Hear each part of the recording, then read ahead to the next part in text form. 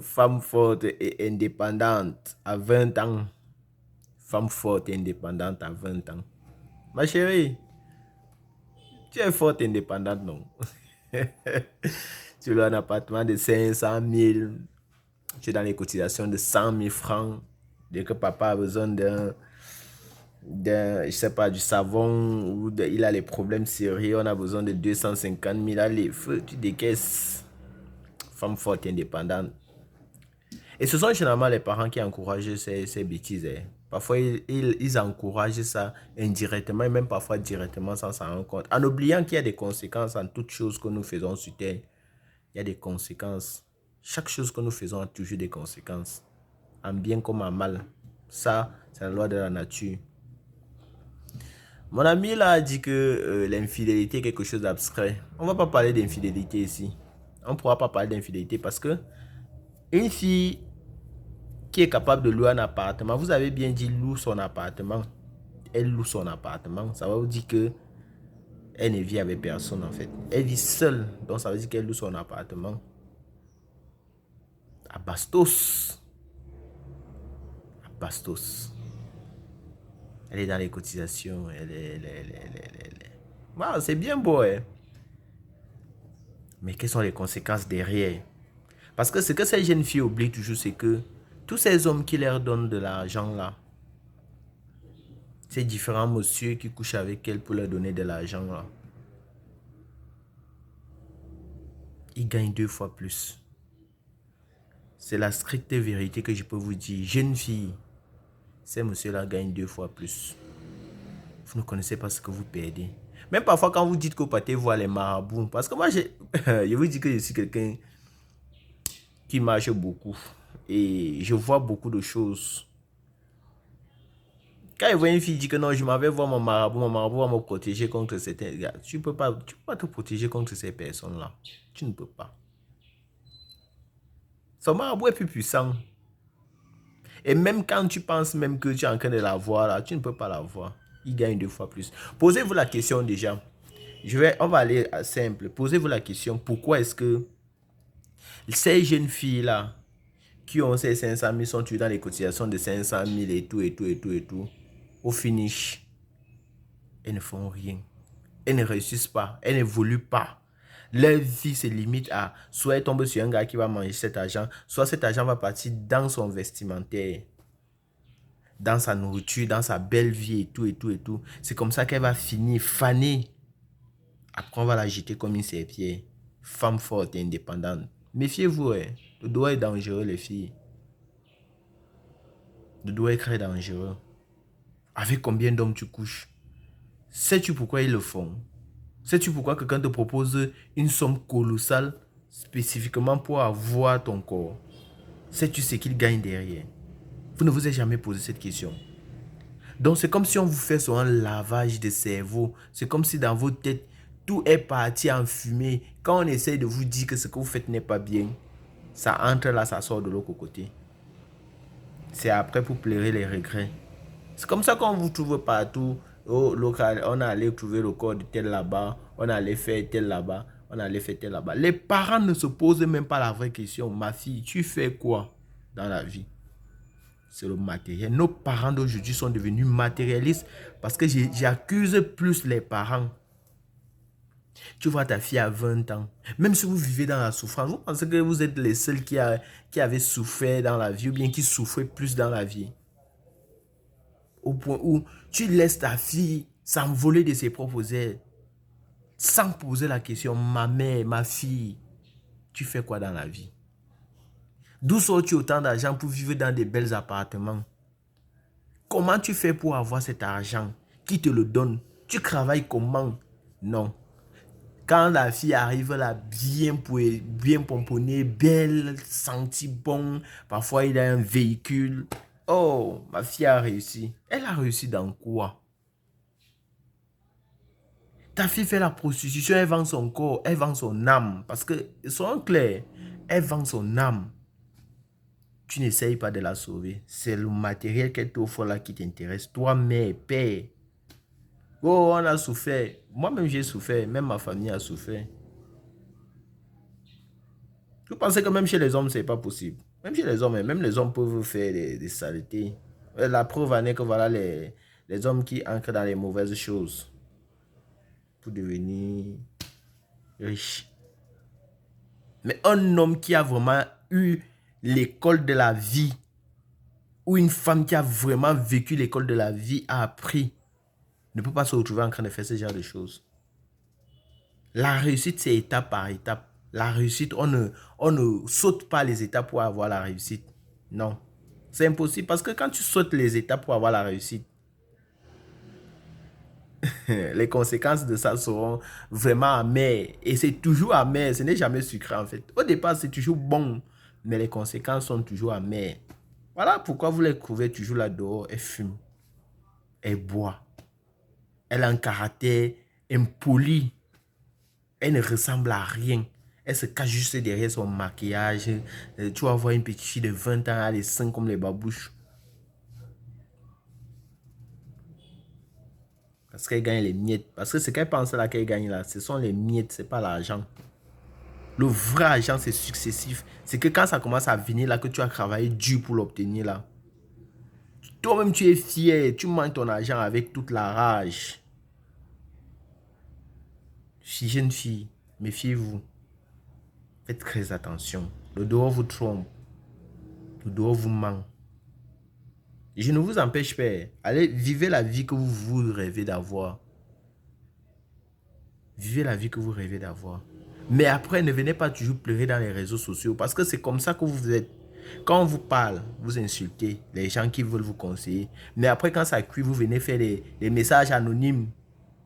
Oh, je suis sorti avec un homme, ça a fait comme ça a cuit. Non, quand vous commencez, quand c'est sucré, non. Sucrez-vous quand ça cuit. Sucrez-vous toujours. Ne venez pas nous voir. Parce que quand les gens essaient de vous sauver la mise, vous ne voyez pas cette mise-là. Vous voyez que l'homme ne vous aime pas. Oh, on est jaloux de votre succès. Quel succès? Tu as fait quoi on a vu avant de dire que tu as eu le succès? On est jaloux de quoi sur toi? Du fait que tu es en train de vendre, détruire ton âme à petit feu pour avoir de l'argent.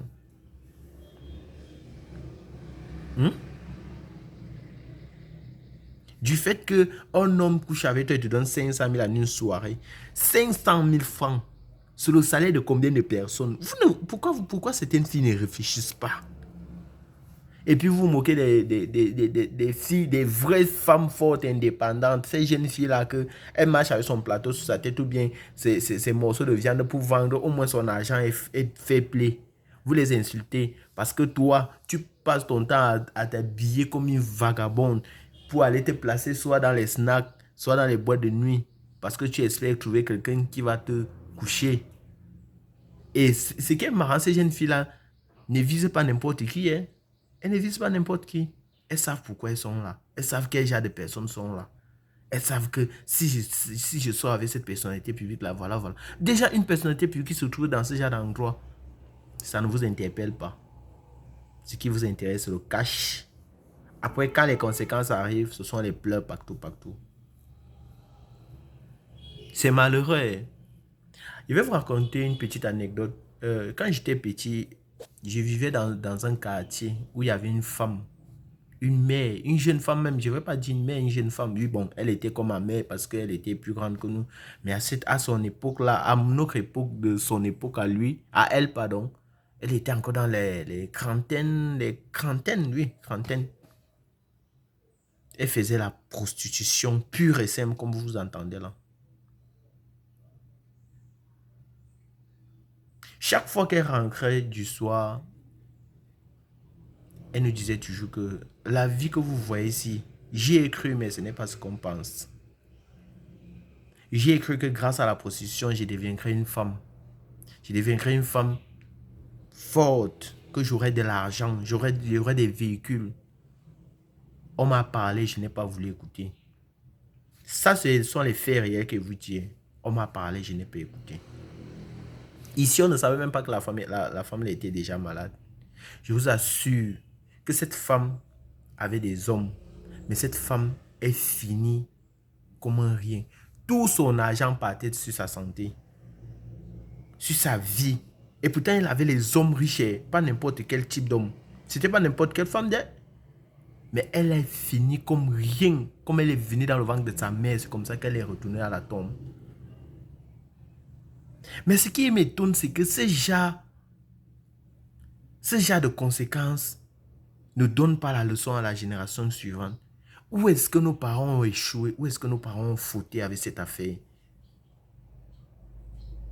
Où est-ce que nos parents ont fauté avec cette affaire? Parce que là, on est vraiment en train d'aller contre un mur. Et ce sont nos sœurs qui sont plus victimes de cette histoire. Je parle bien des filles, parce que ce sont les filles qui sont plus victimes de cette histoire. Est-ce la télé? Est-ce parce que nos parents nous laissent le libertinage? C'est quoi le délire en fait? Parce que j'ai constaté que toutes les filles qui entrent dans ce monde-là ne sont pas polies en fait. Elles ont un caractère difficile. Et ce qui est marrant, c'est que même si elles veulent se stabiliser dans une relation, ce n'est plus évident. Elle n'arrive pas, elle ne peut même pas. Elle va être dans la relation aujourd'hui, 5 jours, 1 mois, 6 mois même, voire même parfois 1 an après, elle va te dire à un moment qu'elle ne peut plus. Parce qu'elle est habituée à ce que quand un homme la couche, c'est au moins 200 000 ou 500 000 qui vont tomber.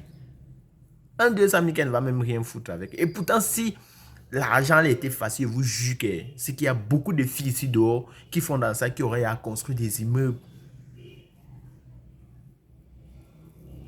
Le marché du piment, c'est le marché de la tromperie. C'est l'escroquerie la plus...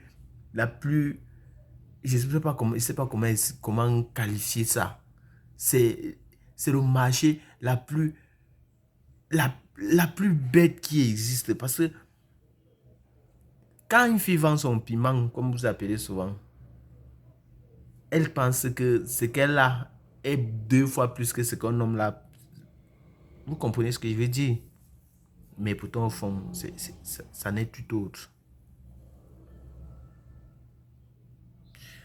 Bon, enfin bref, j'espère que la vidéo vous aura plu les amis. On se dit à la prochaine pour une nouvelle vidéo. J'ai assez mis de temps aujourd'hui. J'ai parlé presque 12 minutes. Hein. C'est long. Mais c'était vraiment, franchement, il fallait que j'en parle parce que j'accuse régulièrement les parents parce que ce sont les parents qui sont la cause de ce qui arrive à nos jeunes soeurs, la plupart. Je ne dis pas que toutes les filles sont dans ça, mais je parle généralement de celles-là. 20 ans, ma soeur, 20 ans. Tu loues une maison de 500 000, 20 ans, ma chérie. Tu fais quoi? Tu fais dans quoi? Des entrepreneurs comme nous, par exemple. Moi, je fais dans l'entrepreneuriat. C'est pas évident de réussir. Je vous assure, l'entrepreneuriat est dur. C'est dur. C'est dur. Pour avoir l'argent, c'est dur. Mais, toi, en une soirée, tu rentres avec 500 000 chez toi. Ta mère ne s'inquiète même pas. Après, on va masser ton corps quelque part. On va dire que le dos est mauvais. Mais ce sont les qui? C'est vous même qui encouragez ce qui vous arrive. Ouais. Parce que tu vas tomber sur un sorcier qui a pris plaisir à ton essence. Et il en veut plus. Et puis un matin, tu dis tu ne veux plus. Puis il va maintenant se dire, ok, d'accord, mieux on perd dans tous les deux. Tu fais quelque chose.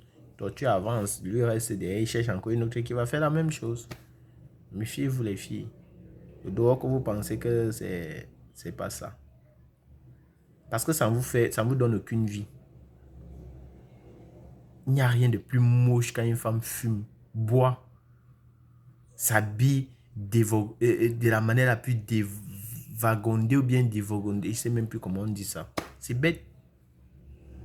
Et vous vous croyez importante. Pourtant, vous ne l'êtes pas. Parce que l'homme qui va te draguer dans ça, ce n'est pas par amour. J'ai fait une vidéo dernièrement pour ça. Ce n'est pas par amour, désolé.